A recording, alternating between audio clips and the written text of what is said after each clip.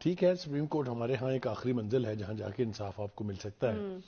لیکن میں ذرا تھوڑا سا ریکال کرنا چاہتا ہوں اگر آپ اجازت دیں گی کہ 50 کے قریب مقدمات جو ہیں وہ سپریم کورٹ کو ریفر کیے گئے تھے،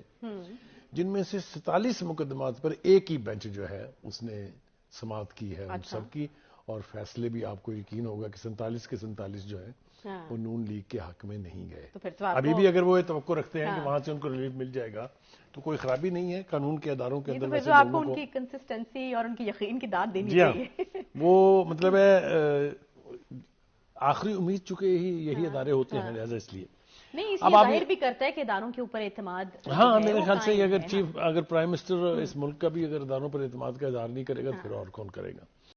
ٹھیک ہے سپریم کورٹ ہمارے ہاں ایک آخری منزل ہے جہاں جا کے انصاف آپ کو مل سکتا ہے، لیکن میں ذرا تھوڑا سا ریکال کرنا چاہتا ہوں اگر آپ اجازت دیں گی کہ 50 کے قریب مقدمات جو ہیں وہ سپریم کورٹ کو ریفر کیے گئے تھے، جن میں سے 47 مقدمات پر ایک ہی بینچ جو ہے اس نے سماعت کی ہے ان سب کی، اور فیصلے بھی آپ کو یقین ہوگا کہ 47 کے 47 جو ہیں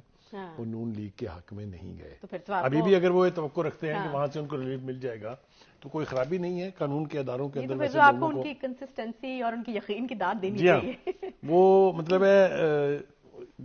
آخری امید چکے ہی یہی ادارے ہوتے ہیں، لہٰذا اس لیے